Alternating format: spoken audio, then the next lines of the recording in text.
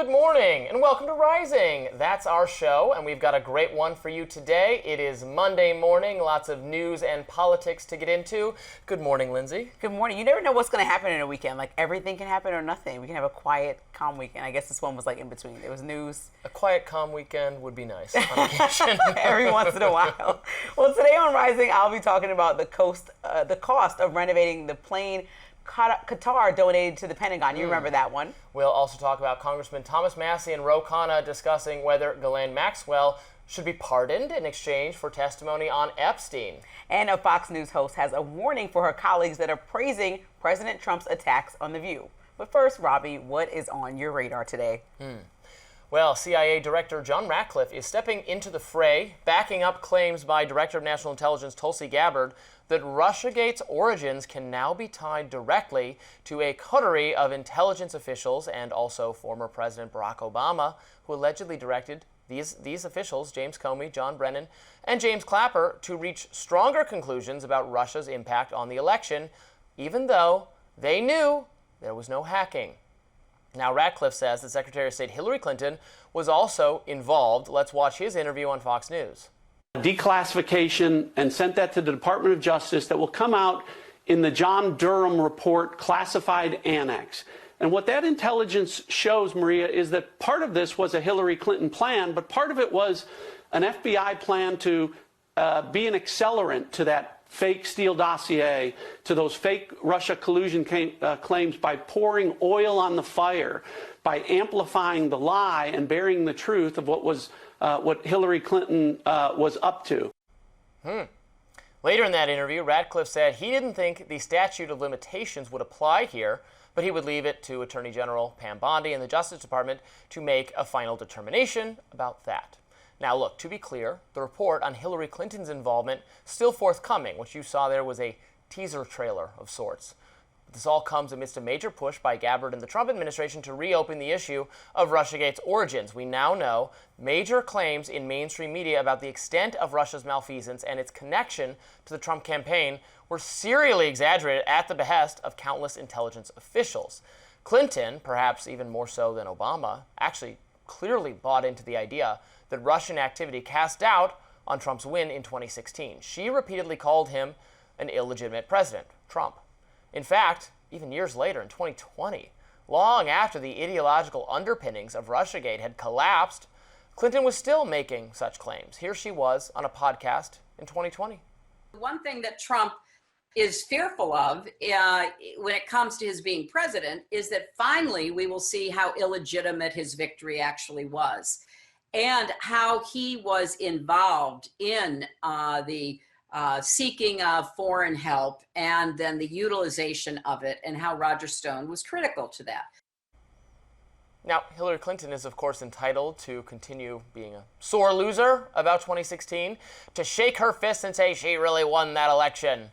It's not true, but she can say it. But the American people deserve to know if fake and discredited intelligence about Russia that smeared the Trump campaign was pushed by her own team. And if Ratcliffe has the goods, I, for one, look forward to seeing it.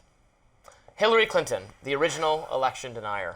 Fine, but the word coup, treason, like it's just so overly exaggerated. I think at the very When they're best, talking about January 6th, you mean? No, I'm talking about in January 6th terms. If you want to talk about somebody That's trying to the coup and overthrow the an treason. election, Okay. I think Trump describing this as a coup is really rich because a coup would be trying to stop somebody from actually taking office. Obama never did that to President Trump, and so trying to charge him with anything or like even using the words coup don't make sense, especially coming from the man who literally has been connected in many ways to He said, I reject January your conclusion 6th. that Russia didn't do this. Find me evidence that they did. No, but this stems from the fact that he wasn't briefed, and that happens all the time. Like people aren't briefed, presidents aren't briefed every day. That can happen, and he's still looking for connection to make sure that Russia is not impacting our election. And no one ever said that they were on the voting boxes and messing up things. People said they were infiltrating the systems, trying to make American voters dissuade away from Hillary Clinton and also emphasize President Trump. And so you shouldn't want that. I don't understand why anybody would want that. So the most that could be charged here is that maybe Democrats were looking into this too much, but you prefer they didn't look into it at all? Is that the alternative? Maybe too much time was wasted. Should you go to jail for treason? Because literally, treason has to occur in wartime. That's the actual definition. You know, it has to be a rebellion against the government. Not, like this is I've so said the I don't words think it's used. treason. Treason is not a. But this is like coming from the top officials in Trump's presidency that Obama might be treasonous and this is a coup. And so like part of this has to just be like, listen, again, divert your attention from Epstein. I have some really good red meat for you to look at. And I think this is just silly. Everyone knows this is not going anywhere. And for the same people that were critical about how much time Democrats spent pursuing President Trump in a variety of ways, you shouldn't then want to go back and repeat those tactics that angered your entire base. That's not really what you want to do, right? But shouldn't Hillary Clinton receive just as much contempt for denying the outcome of an election as Donald Trump did? She continues to this day to maintain, despite overwhelming evidence to the contrary, that Russian involvement makes the 2016 outcome suspect, when we know that's not the case. We know, and they knew at the time there was no hacking of the machine. So then later, after Obama said, well, that's not good enough, find something, then they had to suggest to the press that there was this widespread social media influence campaign, that then there was a fever pitch about that story in the mainstream media, like all these intelligence officials behind closed doors are saying they can't believe what they're seeing about the level of influence on social media that was Russian-derived.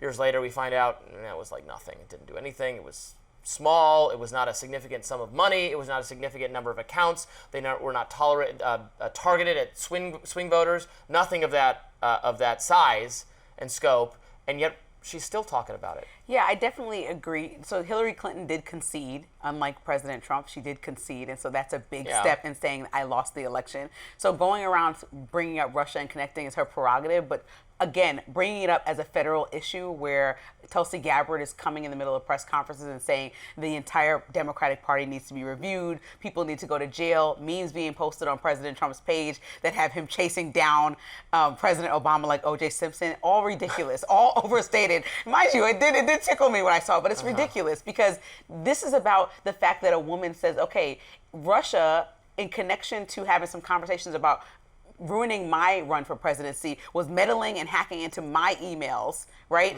Directly attacking the Democratic Party in this process, and also putting out content on social media through bots and real people, Russian people, that were trying to sway voters in the direction of President Trump. So whether you like it or not, our government and our American citizens shouldn't want that type of interference. It wasn't the interference that was so dramatically overstated, like somebody came in and actually made someone vote for someone else. But the fact that they were involved in this conversation, we should all have a raised eyebrow to that. And I don't think that was problematic to have somebody from the Democratic Party look into that, if not everyone. I will say I'm getting sick of this. I'm getting sick of promises that, oh, you won't believe what's in these files. He kind of did that here, saying, here's a name for you, Hillary Clinton, and wait till this report comes out. Just give me the report. I don't trust you people to, it's a little bit of the Epstein thing. You won't believe what we have to show you. Just show it to me and I'll decide if everything's a bombshell. My mind is blown. Right, if everything's a bombshell, then nothing is. It's the over-promising, the under-delivering. We're really sick of that. I think even die-hard supporters of our president, Donald Trump, are getting sick of that. The partial MAGA revolt over the Epstein file stuff is a good example. So don't promise, don't tease, just reveal, release, declassify, and even decrypt, this whole thing is coming whatever. from reviewing files from years ago at this point and saying breaking news, we combed through them and found something else. Like, none of this is truly like any breaking news, right? There was never an attempt to connect Russian people to actually sabotaging our ballot boxes. And so that I don't think that any of the reports, even the bipartisan committees, came up with that conclusion. So we're going to be talking about this endlessly. In the media, I think that was suggested. I was looking at an old New Yorker article that written by one of my least favorite reporters. I couldn't believe how bad it was in furthering that narrative. Well, good morning and welcome to Rising. We have just a fantastic show for you today. I'm excited to get right to it. Joined, of course, by Lindsay Granger. Nice to see you. Yeah, you had your caffeine chocolate bar this morning, and I didn't, and so I feel like I got to make sure. Was I too sleepy yesterday? Yeah, honestly, and the People audience were saying can tell I was me sleeping. you were giving me a solid, I was letting you talk for change. They were like shut up 9 and we minutes can ago. I'm hear your like, wow, opinion. Robbie's just relaxed about all topics today. I couldn't believe it. But we did good, I think. The audience should be good. Tell me what's on your radar. All right, let's get to it. Who is the new leader of the Democratic Party? Well, that's a question we've been asking quite frequently on Rising because it's clear the Democratic Party's base is really unhappy with leadership. It's also clear that President Trump and the Republicans feel like they face very little meaningful opposition right now and can just do whatever they want. I don't know if the subject of this radar is going to be the leader of the Democratic Party, but she is certainly an up-and-coming person of notability, a personality of notability. But is she really ready for prime time? I'm talking, of course, about Representative Jasmine Crockett of Texas, a fiery progressive who has attracted significant media attention in the last, say, 6 months. It is also the subject of a new profile in Atlantic magazine. The Atlantic's Elaine Godfrey interviewed the Congresswoman and several of her colleagues. Now, what's drawn the profile to my attention, and as was the conversation about it on social media, it seems Crockett apparently doesn't quite understand how journalism works, because in the profile, there's this following passage. I'm quoting from it. Crockett said that people are free to disagree with her communication style, but that she was elected to speak up for the people that I represent. As for her colleagues, 4 days before this story was published, Crockett called me to express frustration that I had reached out to so many House members without telling her first. She told me, shutting down the profile and revoking all permissions. That's funny because you can't do that. Sorry, this is like one of the most basic rules of dealing with journalists. Sorry. Once you've spoken to them on the record, you don't own the story anymore. They do. You can't stop them from covering you because you don't like that they reached out to other people. You have to decline to talk to them in the first place or set the terms in advance. As NBC's Sahil Kapoor put it, this is not how any of this works, but don't, of course, try to tell Jasmine Crockett any of that. She is bursting with self-confidence, according to this profile. In fact, she seems pretty unhappy. She was passed over for a top leadership position, chair of the House Oversight Committee. The profile recounts her personal feelings of betrayal that her own caucus, the Congressional Black Caucus, backed a different person.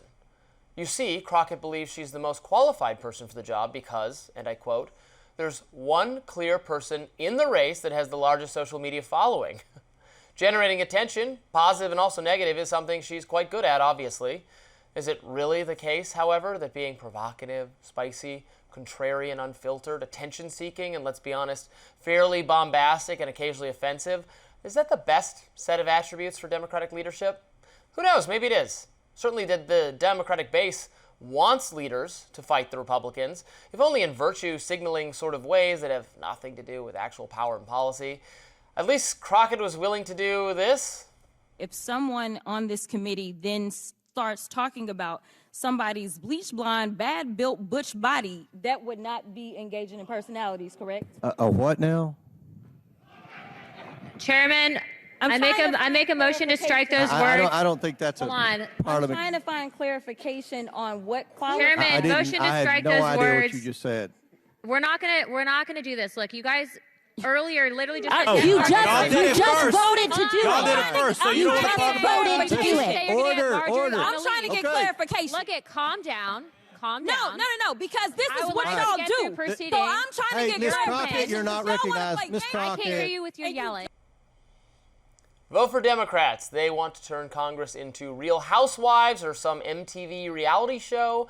I guess that's the pitch. But in an era in which excessive clout chasing has infected both parties, and in which the leaders of both political factions have more interest in making memes and manufacturing media moments than they do in actual legislation, perhaps Jasmine Crockett is the leader the Democrats deserve. Just as Trump is the id of the right, she might be the id of the left.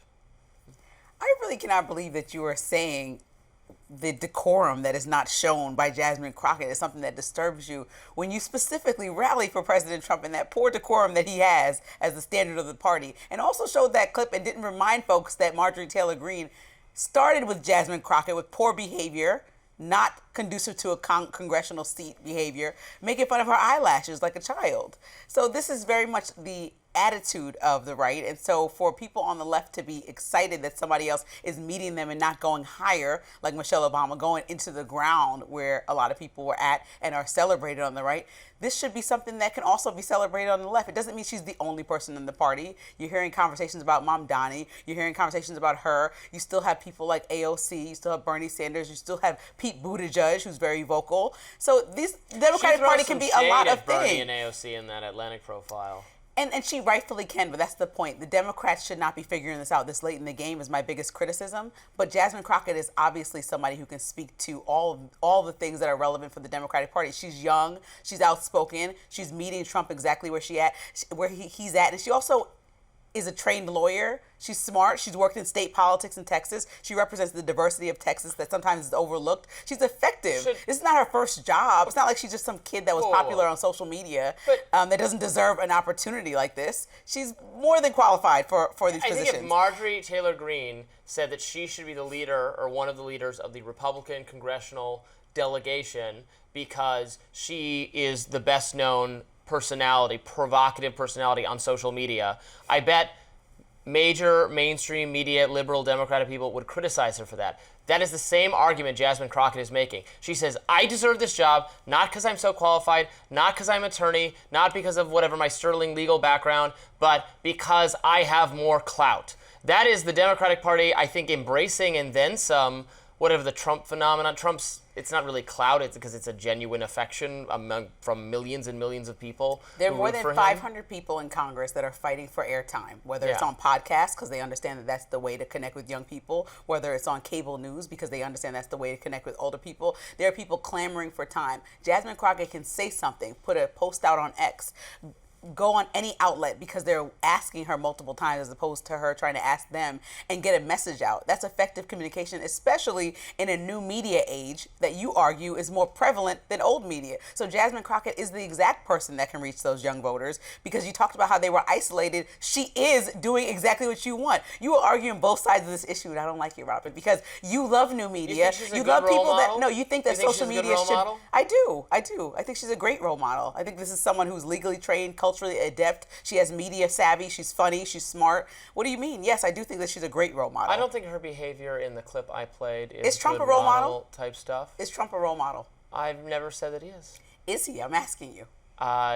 No, I don't think his He is the president of the United behavior States. Is the way I would want people to model their own behavior, but that his policies are superior to the policies of Joe Biden. But the behavior that Trump exhibits is modeled by the entire MAGA base. But this is a total misnomer because I frequently criticize Trump's behavior and the things he says about the media and his attacks on the media and how he treats other people is something I criticize constantly. So you're not really catching me in some hypocrisy here. I'm not like, rah, rah, Trump, I love everything about him and everything he does. I tend to like his policies, particularly his foreign policy, better than the alternatives. But I think he would be a more effective president. I'd like him even more if he could restrain himself in some of the things he says, in some of the performances he does. But here's Democrats saying, no, let's do a performance like that, and then also have bad policies. That's like the worst of all worlds to me. Well, I also think you need to have a little bit of a moral compass, which is where I lead from, which is what I always tell you about President Trump. And so if we're going to let that go for President Trump, then I'm going to be equally nuanced in the conversation and let that go for Democrats also. I would prefer if nobody was doing this. I would prefer if we could have decorum back in our institutions like we used to. We'll see if that makes an effective political message for the Democrats. Let decorum go and just let our freak flag fly, baby. It works for Republicans, so. I don't know if it'll work for Democrats. Good morning and welcome to Rising. We've got a great show for you today. Do my eyes deceive me, or is that Niall Stanage in the chair? I am delighted to be back with you, Robbie. Not a hologram? No, we don't go the CNN route. There's one use of the hologram. I'm back live and in person, and I'm glad to be with you. How are you? I am doing just fine. Excellent. I'll leave it at that. Just fine. Okay, we'll leave it there. We'll expand more on issues of the day, Robbie, in your radar. What is on your radar today? I have a feeling we're not going to disagree very much on this one. It's a very serious topic.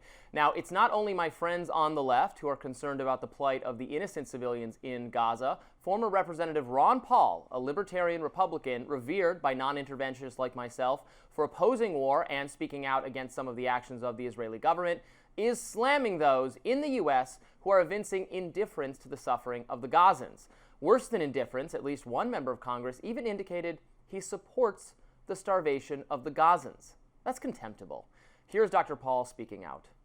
Summarizing what you said about the hostages, release the hostages, the way I would phrase that, do what we say, or, and these are the results, you're going to starve the little ones, and it's hard for me to accept that as a basic principle. So the people in this country, they surely ought to be at least thoughtful enough to look at both sides of this, to look at pictures like that and what's going on. And here's a little bit more from Dr. Paul. And the truth is, what happens in these countries, and a lot of bad things happen, and it happens with U.S. support. And that means morally we are responsible. And you say, oh, no, we didn't do it. I didn't vote for that guy and all that. But it's our country. It's our system. It's our military. It's our foreign policy. It's on and on. Paul was reacting to a post on X by Representative Randy Fine, a Republican of Florida. Now, in that post, Fine wrote, quote, "Release the hostages, until then starve away." And then he added, "This is all a lie anyway. It amazes me that the media continues to regurgitate Muslim terror propaganda." Now look, I've seen it suggested that not all the images of Gazan children starving that have been circulating in social media are accurate. Isn't that beside the point? We know from multiple credible accounts that there is a serious risk of famine in the Gaza Strip, that the people there are in desperate shape, and according to Fine, that they should all starve because Hamas is still keeping hostages. Look, it should go without saying, but that is just an appalling moral outlook. If you are willing to starve thousands of innocent people in order to punish the terrorists hiding among them, where does your penchant for collective punishment and retaliatory violence end? We obviously would not apply this logic to ourselves. Evil actions on the part of our government would not justify the deliberate starvation of thousands of the American people. And as Dr. Paul points out in his video, it's not as if anyone is asking the American taxpayers to forcibly contribute to the aid of Gazans. What we are saying is that aid organizations should be allowed to operate in the Gaza Strip. People who want to help should help. Israel has bombed and bombed and bombed Gaza, crippled its infrastructure, killed thousands of people. At this point, the government of Israel bears some moral responsibility for what goes on there, for the suffering of the people there. The U.S. government cannot take the position that Israel is free to blockade the Strip and prevent willing aid organizations from distributing food to the people there. That's just unconscionable. Look, I share the goal of destroying Hamas, destroying them utterly, but the destruction of Hamas cannot come at any cost. This cost is too high, especially when the U.S. government will be treated as morally complicit given our ironclad support of Israel. Ron Paul is not the only Republican who thinks Randy Fine's stance on starvation in Gaza is evil. So too does a man named Aaron Baker. Baker writes on X, "I do not support starving children. I do not support punishing citizens for having the worst government in existence." Baker is pro-Trump, pro-Second Amendment, pro-free speech, pro-borders, pro-capitalism, pro-America first. He's a Republican, and he's actually running in the Republican primary against Randy Fine in 2026. Maybe Floridians should pay a little bit of attention to him. Well, you're quite right that we don't disagree with much of that, but let me just say I think it is commendable that conservatives or people of a right-of-centre disposition are calling Israel out for some of this barbaric behaviour, really. Ron Paul, we just played the comments from Marjorie Taylor Greene, with whom I disagree on almost everything, has actually been forceful on this and even used the word genocide just within the past couple of days.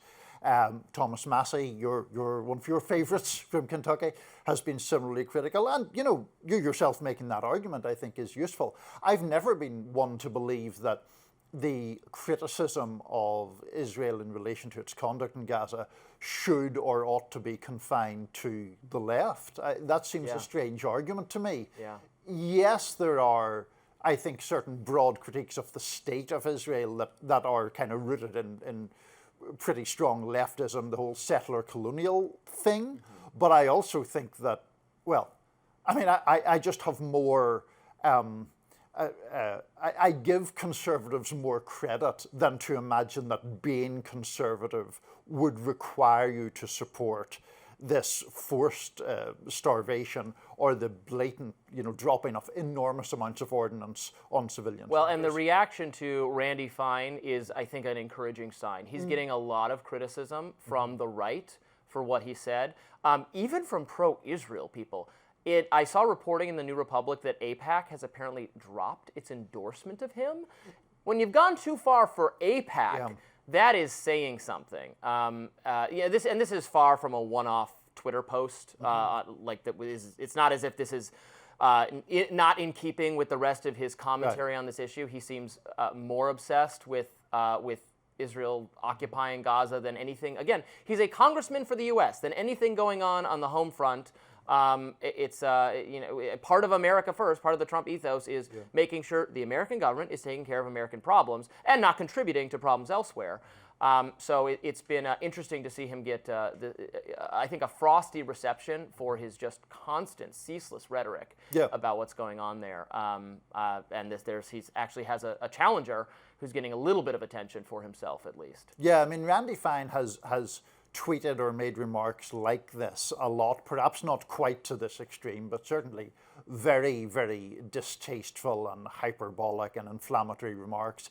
And it is interesting. I mean, finally, he is being called out for it, which I'm appreciative of and I think is worthwhile. I do think he kind of flew somewhat under the radar for a while in a way that would not have happened if an Ilhan Omar or Rashida Tlaib had tweeted something equally inflammatory in the other direction. I think there would have been storms for days or weeks.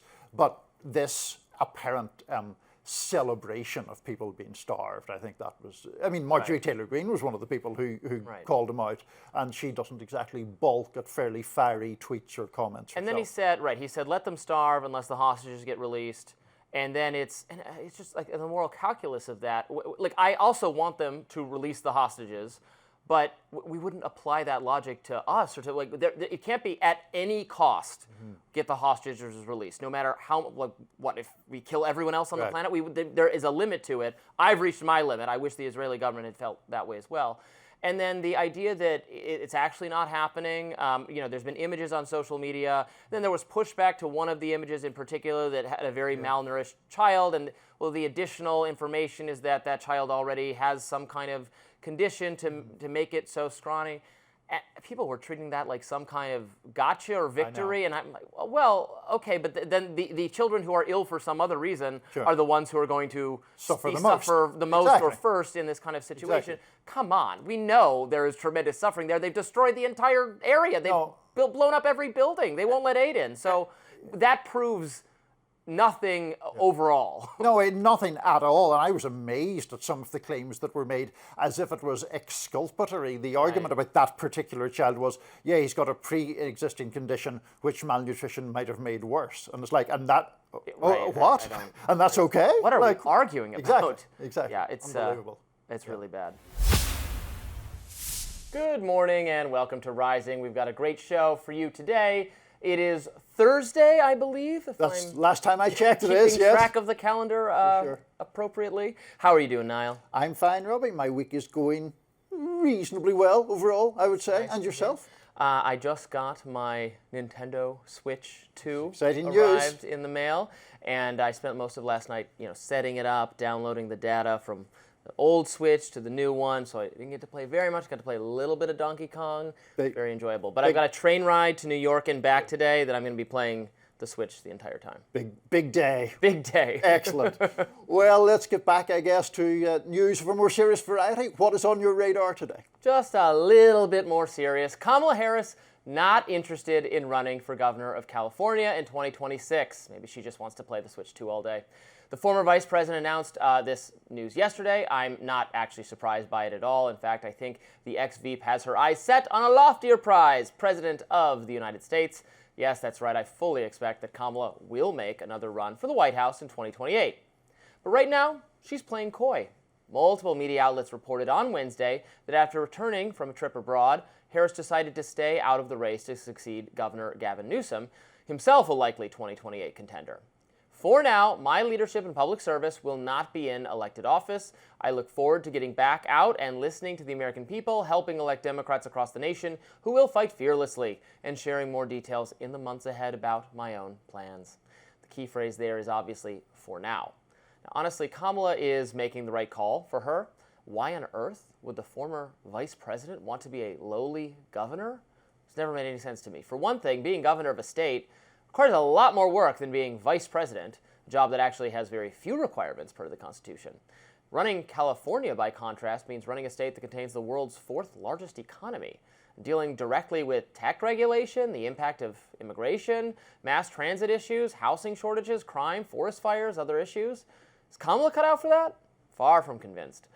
But make no mistake, she does want to be the president. And Kamala's perspective is that last time around in 2024, she was never really allowed to run her race. Since Joe Biden dropped out at the literal last minute, she didn't have time to hire and recruit campaign staff who actually believed in her. She didn't have time to plan and execute a strategy. She didn't have time to convince the American people that she was sufficiently different from Biden, though to be fair, when given the opportunity to distance herself from the unpopular incumbent, she punted. Remember this moment on The View? Would you have done something differently than President Biden during the past 4 years? There is not a thing that comes to mind in terms of, and I've been a part of most of the decisions that have had impact. That was the end of that campaign. I mean, points for loyalty, I guess, but the answer crucified her with swing voters. People did not like the Biden administration and they wanted a change. At no point did Kamala Harris indicate she was going to give it to them. But maybe next time will be the charm? Second time? Third time, actually. If Kamala runs in 2028, it will actually be the third attempt she's made at the presidency. Now, her 2019 campaign, and it's a 2019 campaign because she didn't even make it to 2020, never got off the ground. She dropped out when faced with bad polling in the California primary that had her likely to come in behind even Andrew Yang. Kamala Harris is not someone who has experienced a tremendous amount of success on her own as a national political candidate, yet Biden chose her as his designated successor. And so she would enter the 2028 race with a certain amount of establishment and elite support, also name recognition, even though I don't think there's really some grassroots movement clamoring for her. We've also learned that she's not terrific at long-form interviews, which, if 2024 is any indication, could be a dominant means of introducing candidates to the American people by the time the next election rolls around. Now, I have a feeling that the ascendancy of 3-hour podcasts is not going to be contested anytime soon. A successful presidential candidate is going to need to be able to sit down with Joe Rogan and Andrew Schultz and whoever else for hours and make a favorable impression. Look, love him or hate him, Gavin Newsom has proven he can do that. Pete Buttigieg has proven he can do it. Has Kamala Harris demonstrated that skill? I'm not so sure. Nevertheless, another failed Democratic presidential candidate is wishing Kamala well. Reacting to the news, Hillary Clinton wrote on X, "From prosecutor to senator to vice president, Kamala Harris has always been for the people. I know her next chapter will be no different, whatever shape it takes." Girls get it done, Niall. Look at them. Look at them getting it done. Glad you paid tribute to Hillary Clinton, paying tribute to Kamala Harris yes, there. That's what our show, it's commentary on reaction to reaction things. I could feel the sincerity in your voice as you read out the Hillary Overflowing. Clinton. Look. I'm untethered from what has been. Well, indeed, and what might be. And what might be. For that matter. Yes. So what isn't going to be is Kamala Harris as governor of California. I think she made the right decision. Of course. Why would she do that? Why? I didn't want it for her. I was exhausted at the prospect of this happening to her. Right. And to my mind, the other point is the risk-reward calculation doesn't work at all, right? If she runs for governor of California and wins, people say, well, of course she should have won. She was the sitting vice president of the Democratic nominee. If she runs for governor of California and loses, that's like literally end of political career. Although Richard Nixon came back from the exact same situation. Richard Nixon did, and Richard Nixon is the only person in modern history, at least, or well, relatively modern history, who has come back from losing a presidential election in 1960 to winning again, or winning for the first time in 68. Whether Kamala Harris can replicate that pattern, I am highly skeptical of. Look, on this show, I've been critical of President Trump numerous times, but I've never been that persuaded that Kamala Harris is some blinding political talent. As you mentioned, as you termed her 2019 campaign, petered out, having begun with great excitement, big crowd in Oakland. There was a lot of media excitement around her. It never really went anywhere. Yes, her people can make the argument that she was burdened by Biden's unpopularity last year, and I think it was a 107-day campaign. That is, that's short to present yourself as the next president. I can see why, if you're self-deluded, you can think that, well, I could have won if I had time to do it my way. She had to use all of the Biden staff for the campaign, and those people were really awful, as we're learning. And they were so beholden to Biden, they didn't want to criticize him. They wouldn't let her, they were keeping her on a leash that was not favorable to her. But she will still be tarred by association with Biden next time around, is the problem.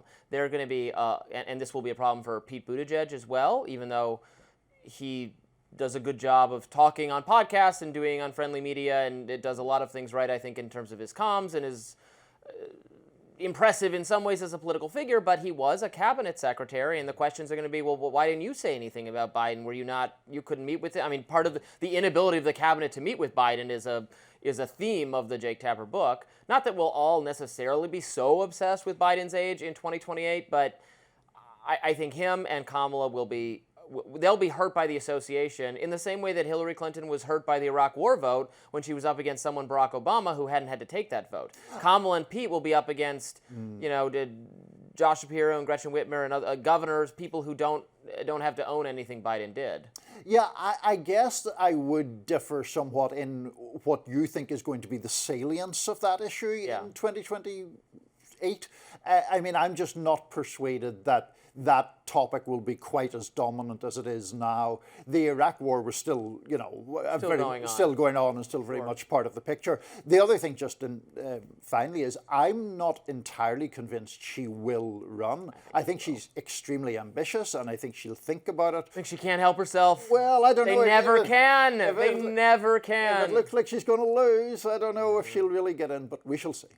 We shall see. My prediction is she does, but why am I making predictions? I don't. It always comes out wrong. It's always entertaining. It's always entertaining. That's why.